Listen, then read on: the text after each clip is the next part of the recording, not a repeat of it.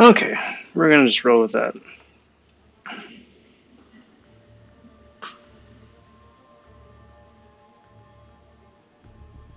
Got that there. Hey there, hi there, everybody. And good evening to you. This is going to be a simple, laid-back, super chill stream. All I'm doing here is I'm just going to be rolling in the arena, putting on some points for some milestones, get some units, and yeah, just keep it easy. I am not going to be going for Sorcerer Supreme here for the first arena. I'm curious just to see what she goes for. Maybe wind up going for a second round. Never know. But for now, it's just getting some units. I was most fortunate, I wound up pulling her as a 4-star out of the crystals when they first came out. And so far, she's been a lot of fun to play. She seems to be a happy hybrid of Venom the Duck and Doctor Strange. There's a lot of hype about her being God tier and OP and all that, and that's it's a bit exaggerated, I think. Especially since most of the mystics that have most recently come out have been actual God tier. You know, your Doctor Dooms, your Clairvoyance, Mojo, Longshot, even Man-Thing in certain circumstances. And Supreme is definitely useful. She is definitely useful. But I don't think she's going to be taking the place of anybody in some people's A-team roster.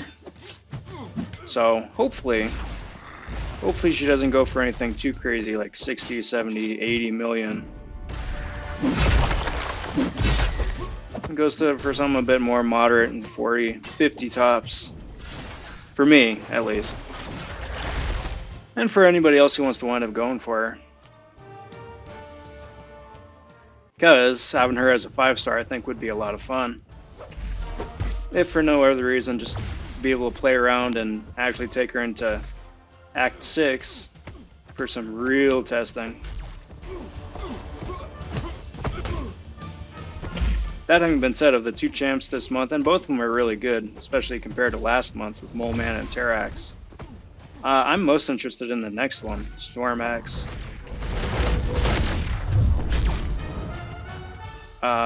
For really no other reason than I just absolutely love her design. But then her kit seems to be nuts too. Between the whatchamacallit, the cold snap and the glancing and ridiculous yellow numbers you can get with her. Now she's definitely going to go high. Maybe. I'm assuming so. Might be one of those things where it's like a Silver Surfer, where the first round she goes for something crazy, and the second round, after everybody realizes how crazy of a score that she went for, it just tanks. So.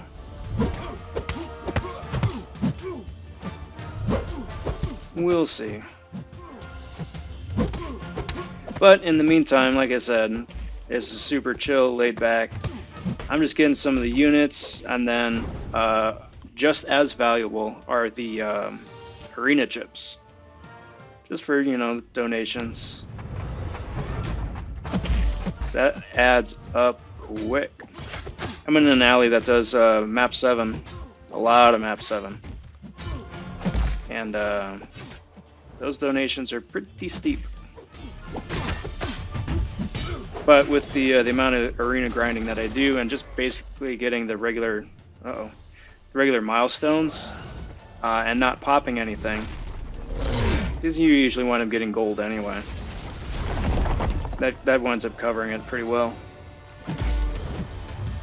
And then you still have some left over to pop, because I still am chasing that 5-star Punisher Awakening. He's only been around for 3 years as a 5-star. And I've gotten exactly 1. And even that was like a year ago. So, not that I ever really do anything with him. Even though that he's been buffed, and his buff is useful. He's like a watered down Nick Fury with the open wound mechanic. But I don't know. He's one of those old champs that's gotten a bit of new attention. He's still fun to play. He has some unique abilities, but just in the modern today meta, there isn't really a place for him anymore, which is unfortunate.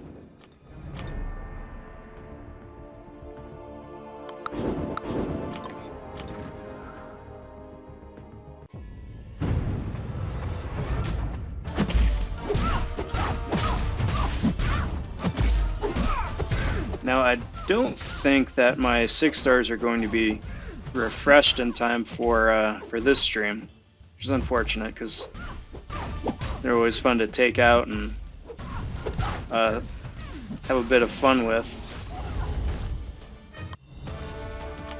But I also just came out with a video a day or two ago with a bunch of rank ups with all the loot that I got from 6-4 exploration and Act 6 completion.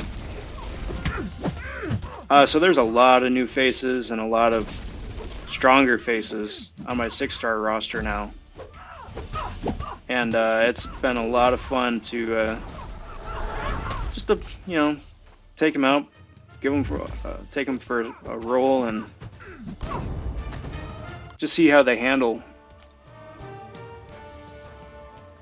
especially with the new kit, and then with the stronger pairings that the arena bots wind up throwing my way.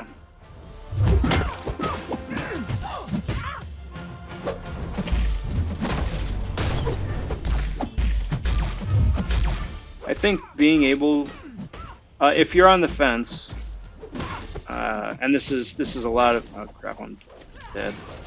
Oh, nice.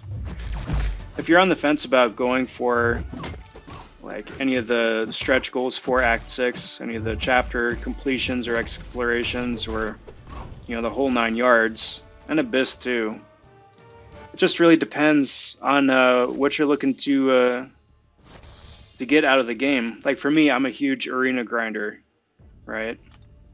Play a lot of arena. So for me, arena is like 9/10 of the game. So to be able to get the those end game rank ups, to be able to take now 3 champs to rank 3, is phenomenally useful, obviously, for AQ and AW, but where I see the most of it is an arena, especially if I'm doing a grind. And I still haven't gotten back into big grinds. I went for a Terrax just for kicks, just to see how it would go, because the last one I did before that was Doom, and Doom was a nightmare. I don't regret it. I got Doom, put up like a freaking 110 million, something ridiculous like that. But after that, nope. When you can pull some of the 5-star champs for like 30, 40 million, that's like 3 times that, you know. Well, duh, that's simple math. But you know, that's getting some of those champs 3 times over. It was just nuts. I don't ever want to do that again. So I went for Terex because I expected him to go low, and he went for about low 50s, which was still a lot higher than what I would have liked. But my point, I guess, now that I'm rambling, is that by having the rank 3 6 stars, I have a full arena team, and I've been able, unboosted, with no suicides or anything like that, you get about 250,000 points per round, so you get 1 million points every 4 refreshes, which is really good, really good. So if I ever do wind up going for one of the big arenas again, and I don't know, man, Stormax might be it, because I am just beside myself. She's so freaking awesome. But we'll see. We'll see. Jury's still out. Don't hold me to anything. But having that $250,000 per round is going to be exceptionally useful. So if you're on the fence about, like I said, to bring it back around, about any of that end game content, I think the biggest rationale for that is if you want the a full arena team. Because AQ and AW is useful and you get a bunch of loot out of there. I still hate AW. You know, obviously it's a part of the alliance, and you know, to be a good alliance mate, go along with it. Not fun for me. But having stronger champs obviously makes it a lot more useful, or a lot easier, and especially with AQ as well. But I guess my point is just you gotta know what you want to get out of it before going for it, because it's a big push.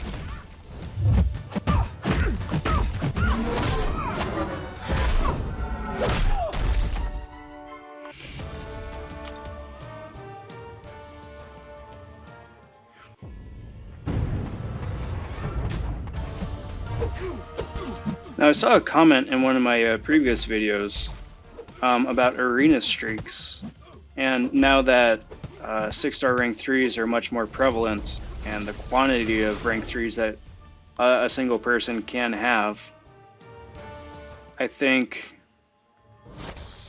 the highest that someone can have is like maybe 7, like the massive whales, like 7 or 8, if they've spent, you know, the thousands of dollars or whatever it is to get everything that's ever been offered in the history of ever. You know, you could maybe have 7 or 8 of them.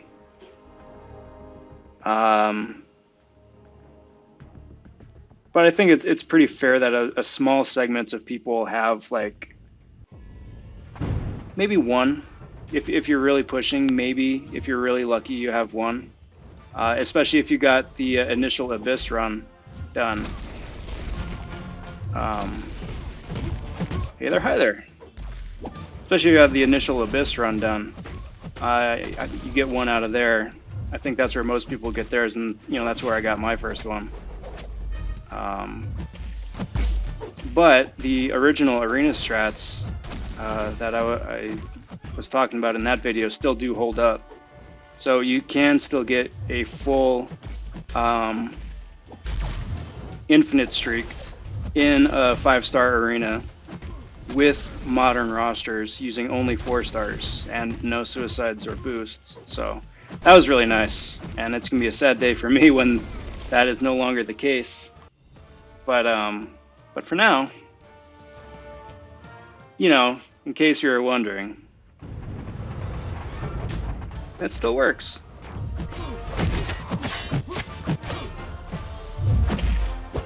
I kind of wish more people, or some of the other YouTubers would put up their own strats to get infinite streaks in arenas, because I know, you know, everybody has their own unique strat, and that's one of the great things about having such a ridiculous diverse roster of champs that this game offers, is that, you know, no 2 people have the exact same roster. And even if they have the same champs, the champs are going to be at different, you know, rank ups and rarities and whatnot.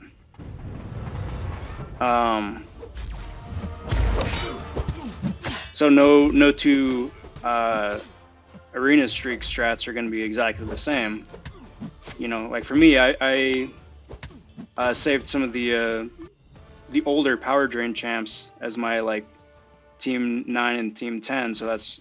And I used to run, you know, Hawkeye Magic and who is it? Civil War Vision. Not Ultron Vision. What's up, Small Turkey? I have finished Abyss. And I'm most fortunate. I have that did the initial completion and then wound up grinding out the over the next week. The 100%. It was I want to say it was fun. It was interesting. It was definitely interesting. Some parts of it really were not fun. The Green Goblin fight for me was the absolute worst, because I brought in the wrong champ, and his placement on that path is about right smack dab in the middle. So by the time you get to him, you've already committed a bunch of fights, and you've poured in all the revives and pots and resources to get to him. So, you know, it's either like, well, you got to burn all of that, back out, bring in somebody different, and then do it all over again, or just, you know, bite the bullet and just keep going. So I opted to keep going, which I don't think was the right decision in retrospect, but I got there. But yeah, that was definitely the worst fight by far. Pro tip, Heimdall is not capable of handling that fight. Not a 6-star, not an awakened 6-star, and I would argue not even a rank 2 6-star. Heimdall is an awful choice. But some of the other fights, like the Captain Marvel movie fight, because you had to fight her, I want to say like 3 or 4 times, because she was on. You had to fight her twice on one path, and I think one time on path 4 or 5 in a different spot on the map. And that was so much fun. Like, you still wind up blowing revives and blowing pots to get through it, but I brought in a Doctor Doom, and it was such a fun fight. It was so silly. It was like effectively it was like a Rock'em Sock'em Bopper fight, where kind of like if you have like 2 juggernauts going at it with you know, when you're both unstoppable and you're just like no one's moving, you're just pummeling away. It's kind of like that, just a much crazier fight with a bunch of different debuffs and ticks. Hey, cheers. Yeah, I got super lucky off that 6-4 opening. My heart was pounding through that entire run. But thank you. It was very fortunate. And it was a nice bookend to the initial featured 5-star opening. When this last batch came out, because I had been saving for months and months, and I popped 15 right when it opened up, when the crystal opened up, I mean. And that opening reminded me why I don't like opening up featureds, because it was soul crushingly unfortunate. So the 6-4 opening was a very nice bookend to that, because it was a bit redeeming.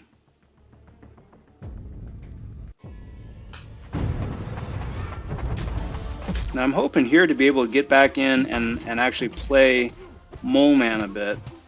I still need a little bit more time as a palate cleanser for all those Mole Men quests from last month. Because that was so many Mole Men. But you know, I think it'll be fun once I wind up getting to him, to actually, you know, to play him as opposed to fight him. You know, just to see how he handles and building him up, and how he interacts with various different characters and nodes. Because he looks interesting, even though I think he's fairly underpowered compared to what he could be. But he looks interesting. But fortunately, there's still 70, 80 days something left on this crystal, so I'm still hoping to get an Electro out of there. He probably most certainly is the top choice for me. Just for the nostalgia, I haven't played Electro really seriously in ages. I took up my 4-star just so I could keep playing him. But now that I've got a Stealth Spidey on my roster too, having a higher tiered Electro would be nice too for the synergies.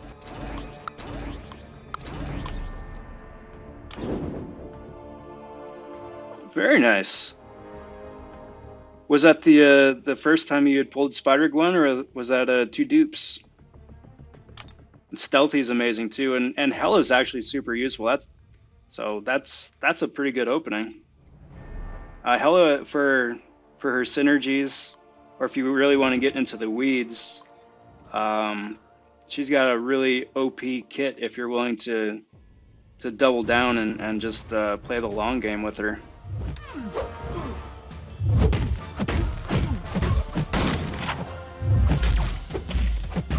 But Spider-Gwen's one of those other characters too that I really want to go back and take a second closer look at. Because I haven't played her a whole lot since her update. Well, mainly because I didn't have one for the longest time. But I was able to pull one, I think, out of I forget where. I have a 5-star. She isn't leveled up, but I really want to play her just because her new kit and the way that she evades and dexes, and especially can play around True Strike, I think is super useful. Plus, she can pack a punch too. So, good on them for actually bringing her back into the limelight a bit. Oh, well, there you go. Congrats. So you get the you get her awaken ability right out of the bat. Awesome.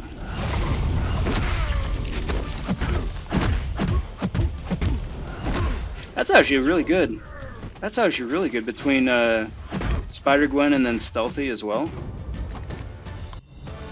Because if you run the 2 of them together, that's a pretty well-rounded team to be able to handle a variety of stuff. Because Stealthy can pack the punch. He's got the slow, and he has a bit of that's probably the weaker of the 3. A bit of the power control too. And then Spider-Gwen can play around the True Strike, packs a punch, and then dexes a lot as well. So, plus they also have some overlapping tertiary synergies. So, yeah, congrats.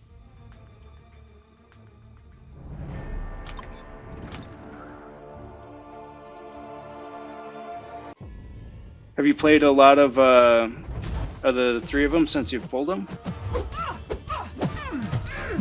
Only reason I ask is because I'm fairly new to Stealth Spidey as well. I wound up pulling my first one, which is the from a couple, I think from a 6.3. I pulled him, and then like a week and a half later, after I really grinded it out 6.4, then I pulled him again, which was awesome. But that's like a couple weeks experience tops with playing him. And he seems fun, and I'm starting to get the feel a little bit for like ideal rotation. But yeah, if you've played around with them too, if you got any pointers, that'd be awesome.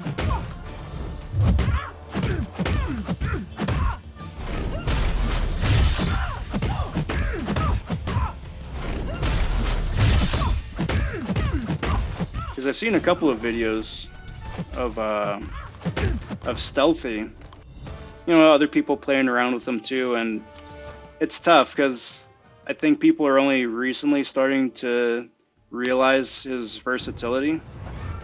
And of those people that are just starting to like come around to it, a lot of people haven't really figured out how to play him yet, so it's just the generic button mashing, which doesn't work with his kit super great to really maximize what he's able to do. Yeah, good call. Rank 3 is, yeah, that's good. If you can Awaken, then a rank 4, or even potentially rank 5, depending on who else you've got on your roster, that'd be a good pick. Again, just because of his utility, but then also, getting into the overall prestige aspect of it too. He's right near the top. Oh.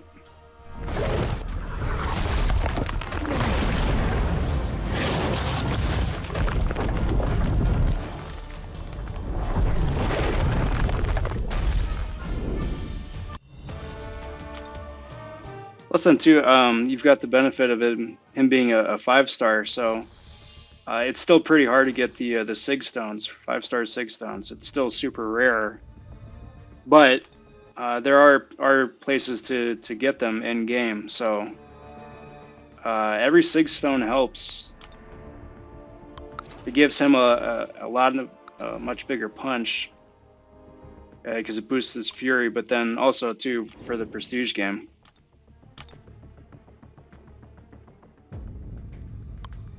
Which, I don't know. Between you and me, I think I really hate that that's a thing in the game. I understand why it's a thing in the game. Kind of, you know, to keep things segmented and organized on the developer's end, I suppose.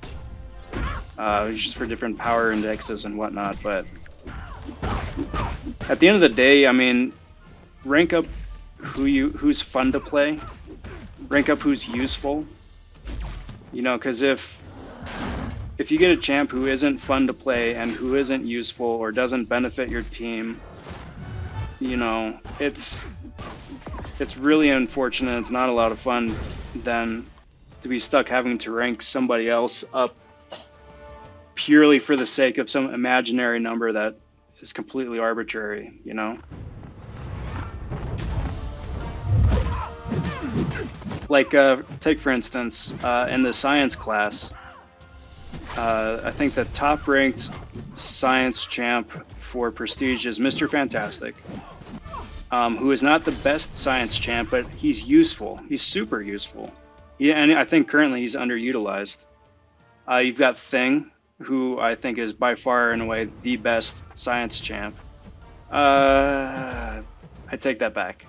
He's a very useful science champ, and he packs a huge punch. So I think he deserves to be at the top of the roster. But then third up is Sentry, followed by a Human Torch and an Invisible Woman. You know,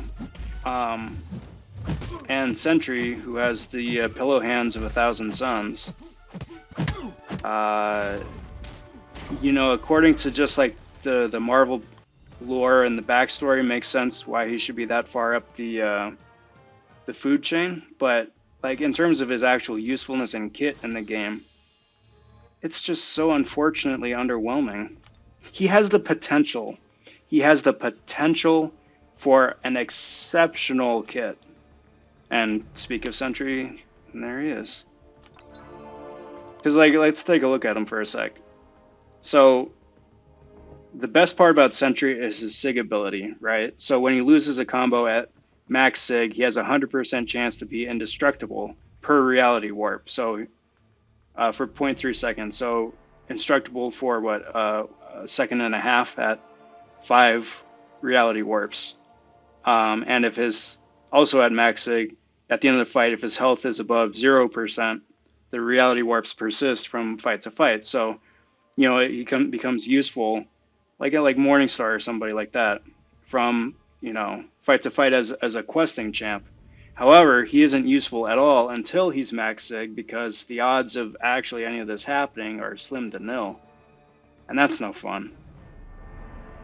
So then, you know, and his different phases, right?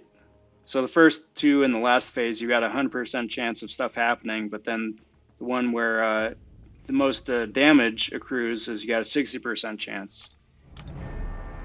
And by, you know, certain metrics in the game, a 60% chance may as well be a 0% chance offensively. And if you're fighting against them, a 3% chance may as well be a 100% chance because, you know, reasons. So he just needs like a killer synergy. He's so close. He's so close to being good. Because I actually wouldn't mind you know, looking into his kit and his abilities and what he can eventually do. He's got huge potential. He's just missing that killer synergy, you know, that Blade Ghost Rider synergy, or that Domino Red Hulk synergy, you know. And you would think that it would be Void, but neither one benefits very much from the synergy with the other. So I don't know. Until then, he's just going to wind up sitting on the bench.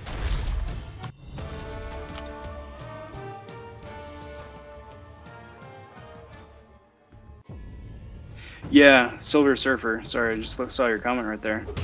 That's the idea. If I don't wind up duping him naturally out of a featured crystal here by the time the current featured crystals expire, then yeah, I will be awakening him and max sigging him. Because I've got the a cosmic 5-star stone, which is awesome. I've had that for a little bit.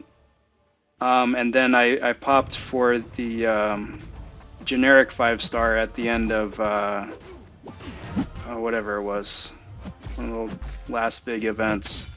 I opted for the generic 5-star just to have the generic 5-star in my inventory. So now's the time to use it. But I figure if I wind up pulling him naturally anyway, I don't want to waste it because they're too valuable still to just throw away. So I will be, and I'm looking forward to it. I'm looking forward to playing him more. So see how he winds up doing. And I don't want to say that I hope he's as good as Thor Rags or Phoenix at max sig, because both Thor Rags and Phoenix have like they've got a lot of hate. Because it's the same thing, you know, both of those champs are top-notch prestige champs, but once you actually get to play them, they aren't that great. So they say. Thor Rags wound up pulling a lot of weight for me. A lot of weight for me in Act 6. I was very pleasantly surprised about that, about how useful he was in Act 6. If for no other reason, he synergizes well with Beardo. So it unlocks Beardo's bit to shrug off debuffs, and Beardo is amazing in Act 6. Especially for some of those nasty nodes where it just keeps throwing debuff after debuff after debuff at you. So having that skill champ on your team allows them to shrug it off, plus they synergize by themselves already anyway. And if you've got a Heimdall on your team, then there's the additional, I'm pretty sure it's the heal synergy between Fraggle Rock and Heimdall. So I was very pleasantly surprised at that. It's just a matter of getting to know his cycle, and then playing around the cycle. So you want to wind up throwing your special 3 when you're about 10 hits before the next power game. So that way by the time you're done with your special, you have absolutely no power, and you only have like maybe 3 or 4 hits left to go before it, you know, you get 100% or 3 full power bars and can just start the cycle over again. So very excellent, very excellent. And then Phoenix is an absolute MVP for AQ because she's just so indestructible. You know, if you go into a fight with, you know, 20% health or 15% health, and just if you're able to parry heavy, just do that 3 times, allow yourself to be killed, and then her Phoenix power brings her back to basically full health. It's so useful. But I think the bit with them is that just because they aren't bright and shiny like a Doctor Doom or you know, a lot of the other newer champs that have that huge that have a huge ridiculous kit, but then also the huge prestige to go with it. Just because I think they're older, they've been around more, and because you can't just immediately one-shot stuff, they've let's do that. They've gotten a bit of hate, so don't feel bad if you got them on your roster. don't feel bad. It is worth learning how to play them. I wound up rank 5ing my Phoenix as a 5-star, 4 prestige, just for the sake of prestige, and then I learned how to play her, and then I was thankful that I had brought her up. And the same was true with Fraggle Rock, so if you got them, don't feel bad for having them. They're secretly awesome. So that's what the new synergies that both of them have. Phoenix has Emma Frost, and then Fraggle Rock has a champion.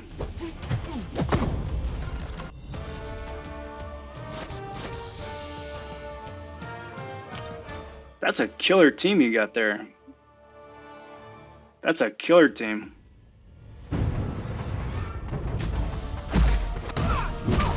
Yeah, you can do a lot with that Warlock, Domino, and Havoc. Yeah, congrats. That's a killer team.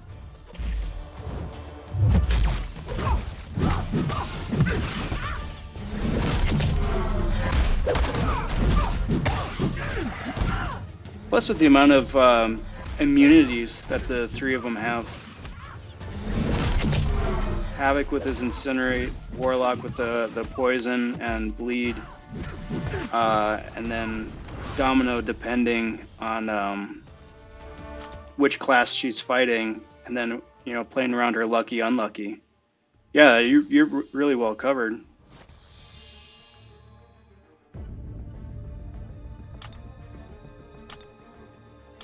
Usually who I wound up playing is wound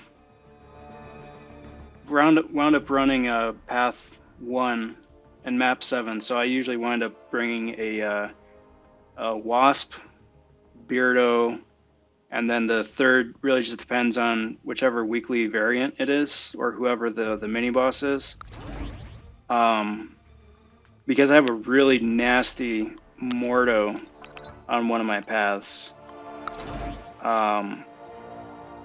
Where if he hits into your block, he gains power, plus he's Mordo, so he gains power. And then plus whatever the weekly and daily modifier is too. It's fun. But Wasp usually has been working out pretty good.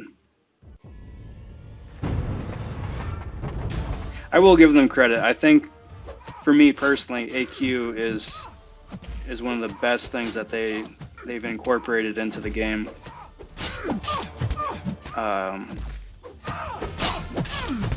Because there's a lot of times when they throw stuff at you and it's just, you know, typical nonsense. But I think AQ allows you enough flexibility to attack different problems with different solutions, you know? Like, there isn't one big roadblock where it's like, if you don't have this one specific champ ranked up at this one specific level, you're absolutely stonewalled. There's ways of playing around stuff, so my hat's off to them there for that. War, I do not feel the same way. So, good on them for one, and, you know, we'll see about the other.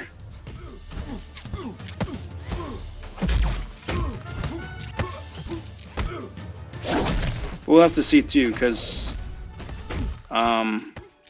they just had that huge buff for not buff, but update to War, and they've been tweaking AQ a little bit too with the new minis and the Doom boss. But we'll see if there are any huge major changes coming up, especially now that they're done with incursions and can focus on different aspects of the game.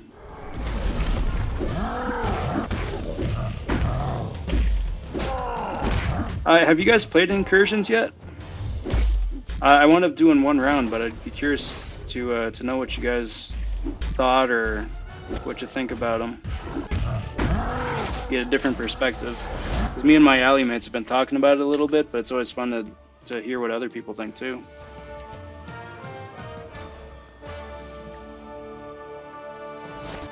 Cheers.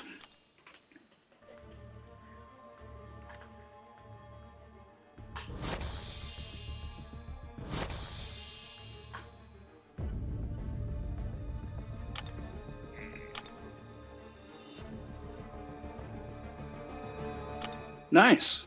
What'd you think? I did. I've only done one pass so far. And for me personally, I think it's a huge breath of fresh air. Yeah, yeah, definitely. Especially compared to what Dungeons was. I think there's still ways to optimize it. I think it's a great start. I think there are definitely ways to continue to iterate on it. But I think it's definitely a great step in the right direction.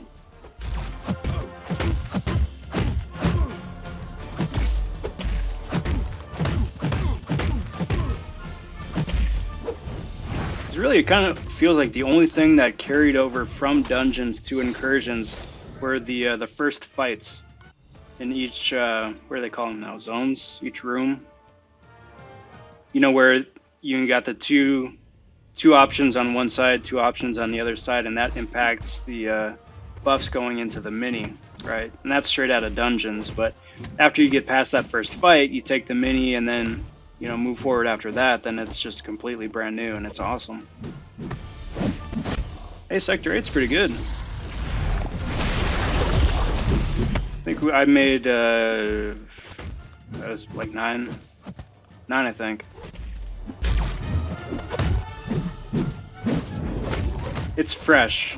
And the amount of buffs that you can get on yourself and how those stack on top of each other, and especially for how long they last. Some of them are 3 rooms, some of them are 4. It's awesome. You get to be so ridiculously OP.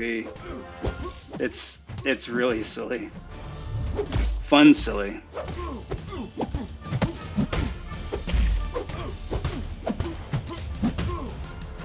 I think my one thing, the biggest thing I think that they could improve on for incursions here is is changing up the incursion rewards a little bit.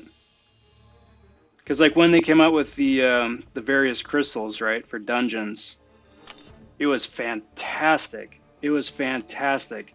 It was like back in the old days, where you'd have like a featured crystal and a smaller pool of potential champs that you could pull, right? So, I mean, the odds are still the same. Everybody still has the same drop rate, but because it's a smaller pool, you have a better shot at getting who you want. And I think that was fantastic, to have a designated crystal with 10 people in it, so you've got a 10% chance of getting, the one champ that you want. Or if there's several champs in there that you want, then, your odds of pulling something useful or worthwhile is fantastic. But at the same time, it's been a year plus since they introduced that, and then since then they've come up with the selector boxes, right? So now they've improved that to the point where it's like, okay, well, now you can actually pick who you want. So they've done that with 4-star 3s, 4s, 5s, and then they just introduced the 6 with Act 6 completion. So obviously they're never going to do the something like that for a 6-star, but just to have the greater like control over potentially who you could get, I think they could do something with that. Even if it winds up costing twice or 3 times as much as what it does now, I'd rather pay it and have a greater say in my personal roster development than to just continuously work for a 10% chance, and then you only have that one chance ever because that crystal never refreshes. So that's just my one point. Otherwise, until then, it's still just a fun little map to play. I appreciate the stacked reward bit where you've got weekly and monthly rewards to get. I think that's cool. I think that really helps the longevity of the map, and getting people excited for coming back. I know I definitely am. So good on them.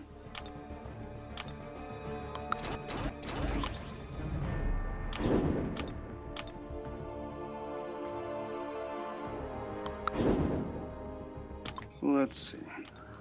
Yeah, moving along pretty well here for milestones.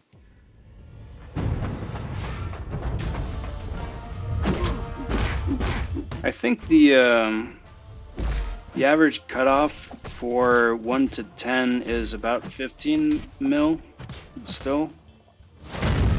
May have gone up a little bit just with all of the nonsense here in the last month, but yeah, I mean, obviously I'm not going to hit that tonight. Come back and do that again later. But yeah, but for was it day 2? Yeah, that's pretty good. All right, let's see what Sorcerer can do.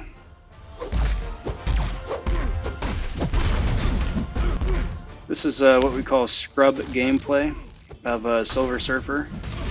Basically, you just okay. So he phases. I need to look into this, get a better feel for this dude, because I know he phases, which is annoying when you're fighting him. I need to figure out how to juggle and shuffle that to work for me. See if we can get like a ghost or invisible woman kind of setup going, or Ebony Maw too, since his buff. I think Ebony Maw isn't much in the same boat as Sentry. He's got a really great groundwork to have the potential to be good. They're decent now, but you'd be pretty hard pressed to go into your roster, right, when you're starting up a quest and go, my number 1 or number 5 pick is going to be Ebony Maw, or it's going to be Sentry, or I'm going to build a team around these guys. Nobody says that. But they could. It's close. I kind of hoped that they would have introduced another synergy to Maw and Cull as well once it did the rework a month or so back, whenever it was. Because right now it's just one big really, I mean, that's kind of the name of the synergy, one big happy family between all the different Black Order champs. But nobody has Thanos because it's ridiculous, and then it's just Corvus, Proxima, Cull, and Ebony Maw. And they're all decent champs, but what are you going to get? The slight crit boost from the Avengers, or the slight defense armor boost from Team Iron Man or whatever? It's like, nah, you need somebody else, like a unique synergy. Like, give them the ghost mechanics, like on miss you get a bit of power, or on miss it adds to the potency of the degen, something like that,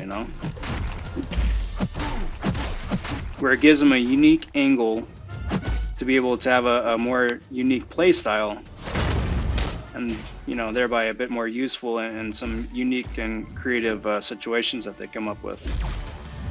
I should poison them. Then I get big.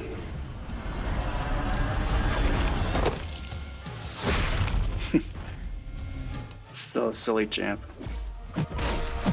For the longest time I just barely am getting used to calling him Man-Thing now. But for the longest time I had to break the habit of calling him Swamp Thing, because he's effectively freaking Marvel Swamp Thing. But he's fun. I'm debating posting and editing a video, another one of the played poorly videos of me taking that acid wash Mysterio and was it 6-3 with Man Thing, because it's not a pretty video. It's not pretty at all. He worked, and it would have been a lot better if I had better experience playing Man Thing against that acid wash Mysterio. But he actually worked out pretty good.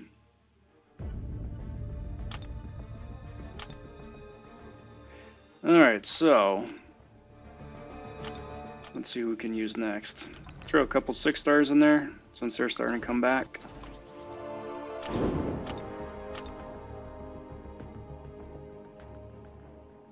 Got that. Cool. Now, as much as I would like for them to buff Jane Foster, especially now that, you know, they're going to be doing more with their character in the MCU, which is awesome. I really wish that they would revisit the existing comic Jane Foster instead of coming up with like a MCU version for a new character, you know?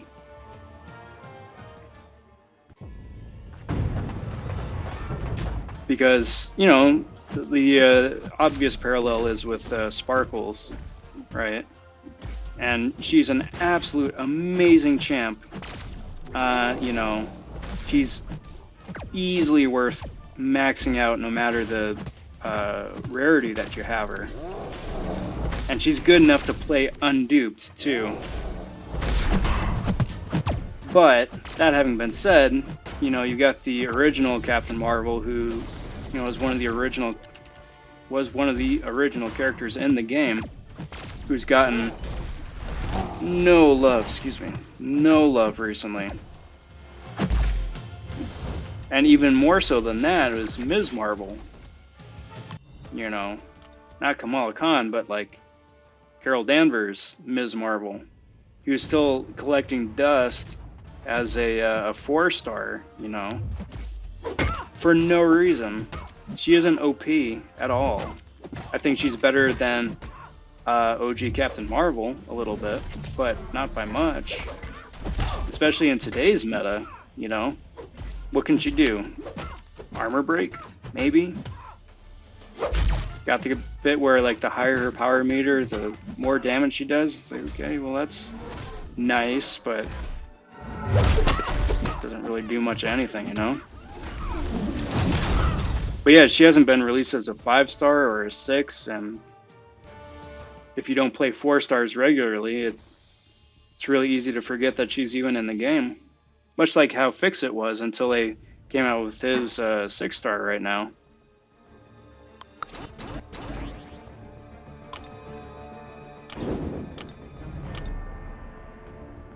But, you know, hope springs eternal. Maybe one of those days that they'll give her due.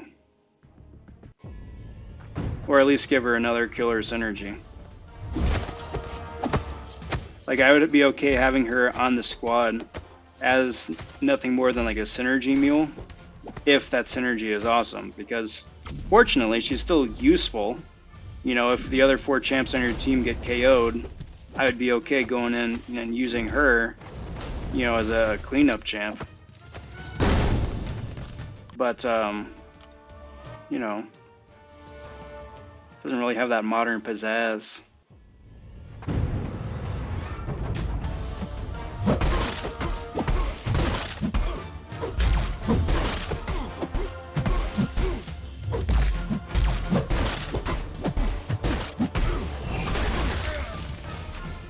Alright, let's see how we do here. Hello, hello.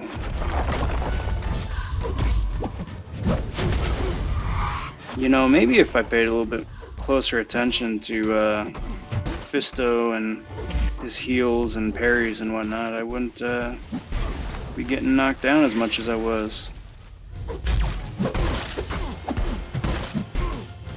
Uh-oh, uh-oh, uh-oh, uh-oh, uh-oh, uh-oh. I should be okay.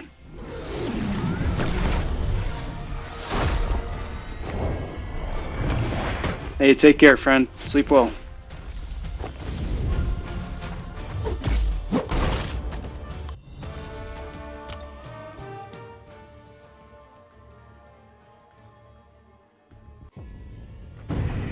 Now, this guy, Warlock.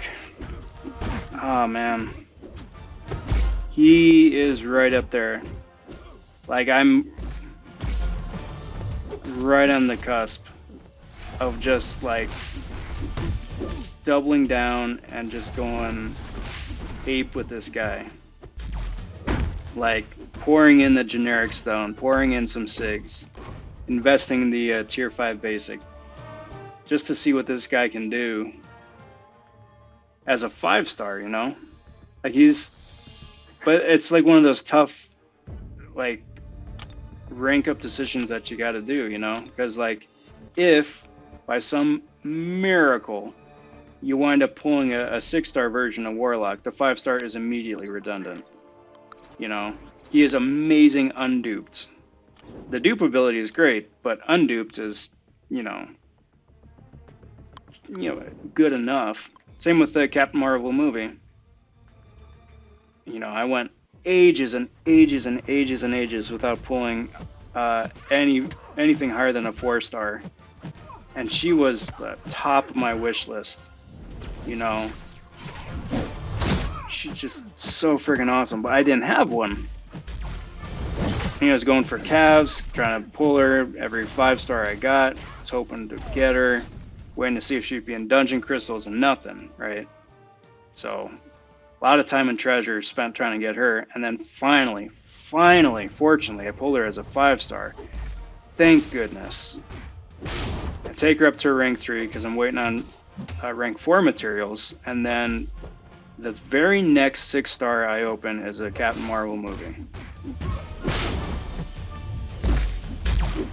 It's so stupid. This is such stupid luck. But at that point, what do? You know, you've got 2 champs that are both amazing unduped. One you can actually, you know, keep ranking up as a 5-star, and the 6-star is going to just sit on the bench. But, you know, if you think 6 months, a year down the road, who are you still going to be using? So, Warlock, I think, is very much in that same boat. Wasp, I think, is in that same boat.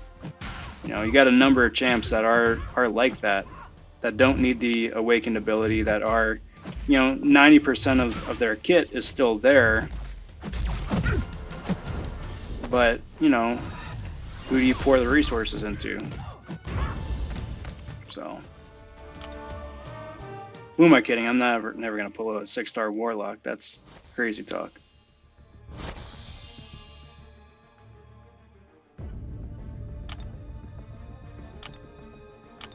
Alright, let's see what else we got going here. This guy's got a couple minutes.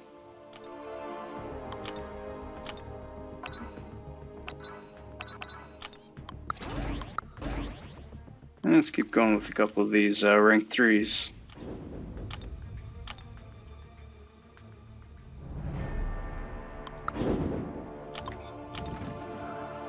Starting to wind down here, fellas. Starting to wind down.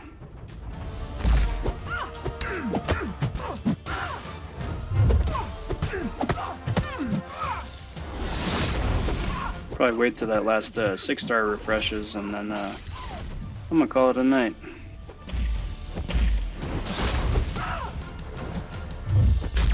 But in the meantime, I get to remind myself that Diablo is in the game and that he exists, and he's a character that I have pulled more times than I would ever have liked to have pulled him.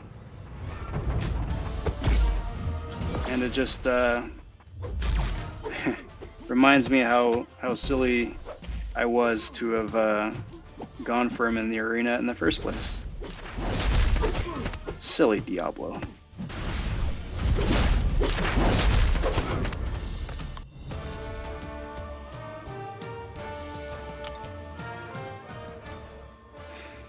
Diablo is one of those champs that on paper should be good. You know? He's yet another Doctor Strange iteration, you know?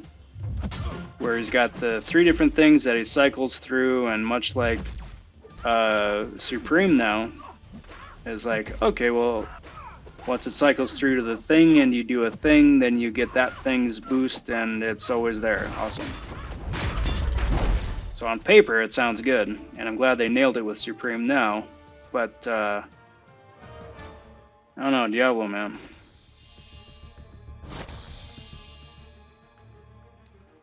Not ideal. Not ideal.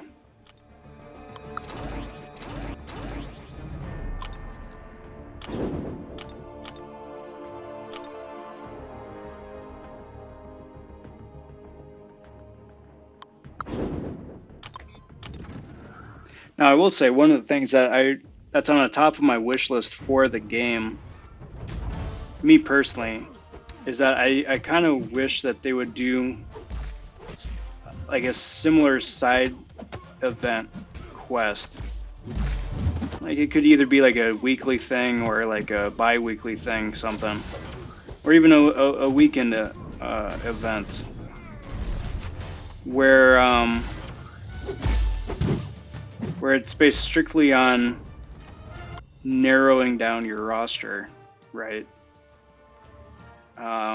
And keep it simple, you know, give you a chance to play your 3 stars, give you a chance to play your 2 stars, much like they did in Variant 4, you know, where it's like, okay, well, you've got 2 stars and 3 stars.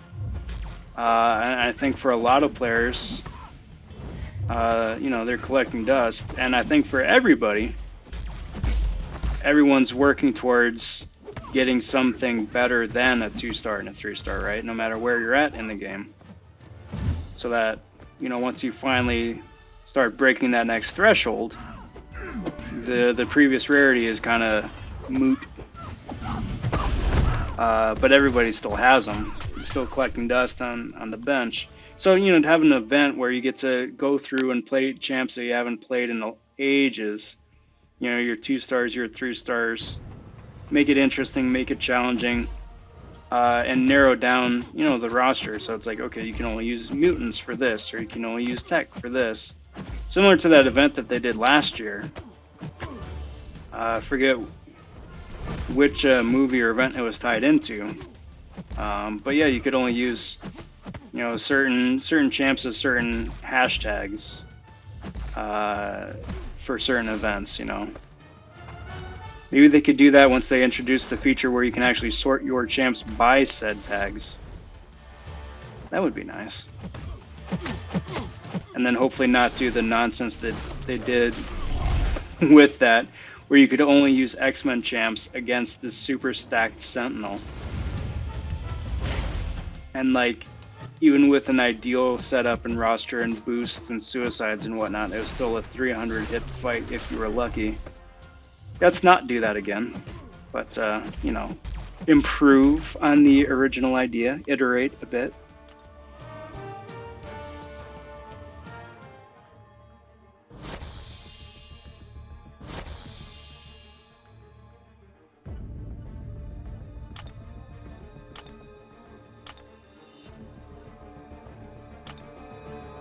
Because some of the side quests that they have going on are nice, and they're fun. You know, I'll give them that, it's fun. But especially with like the monthly quests, it gets stale. It definitely starts to get stale.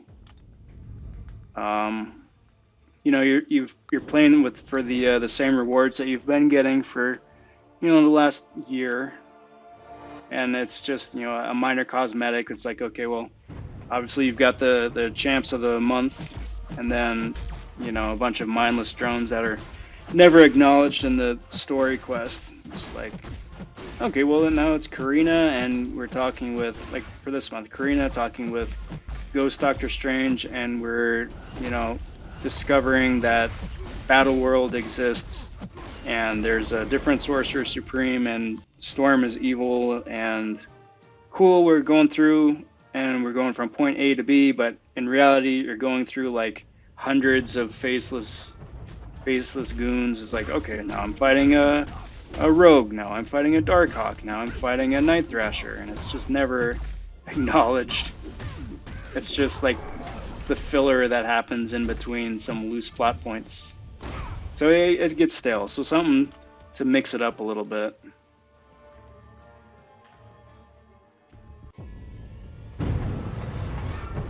Hope springs eternal.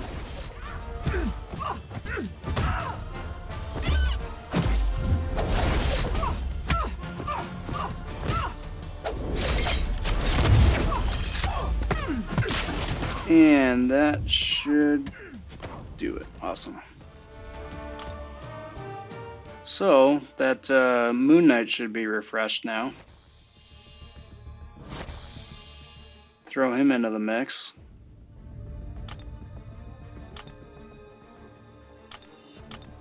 And get to play my brand new Sentinel. Sentinel, like I was just saying, along with Cat Marvel movie with Warlock. Sentinel is one of those champs that is in that same boat. If you get one, they're 90% of their kit is available, day one. Their awaken ability is awesome. It's nice to have, but it's nowhere near essential. So,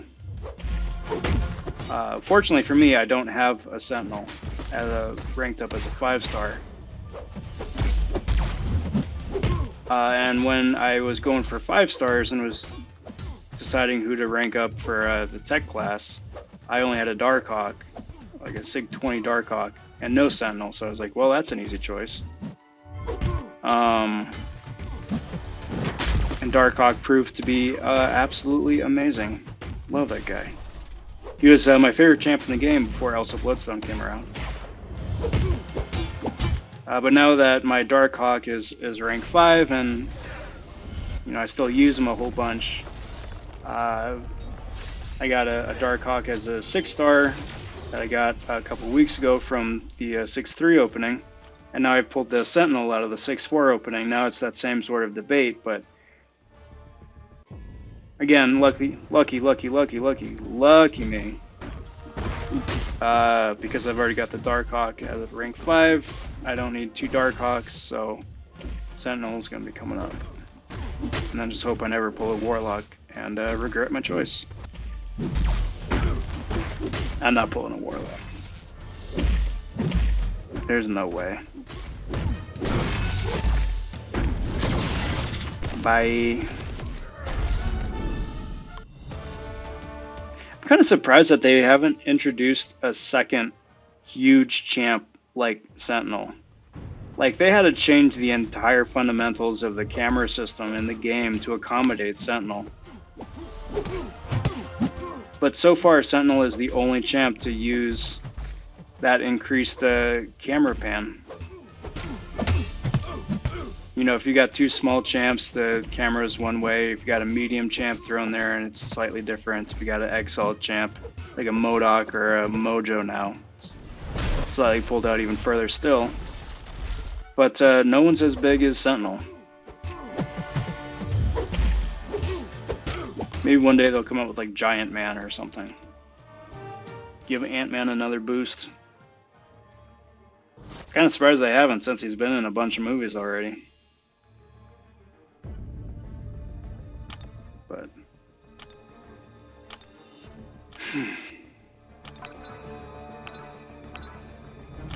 But there we go, guys. That is going to do me for today. I'm going to call it a night. Thanks for watching. I'm going to try and be back and finish up. Definitely finish up the milestone, and then hopefully get to a good place to get to that 1 to 10% a different night. Hopefully tomorrow night. So I'll be posting that for the watch reminder, so keep posted for that. And if you're watching this far off in the future, I'm still going to be doing streams for whoever the new champ or flavor of the week is going to be. So I'll catch you in one of those videos. Again, guys, thanks for watching. We'll catch you in the next one. Take care. Talk soon. Stay safe. And be well, everybody. Have a good night. And bye for now.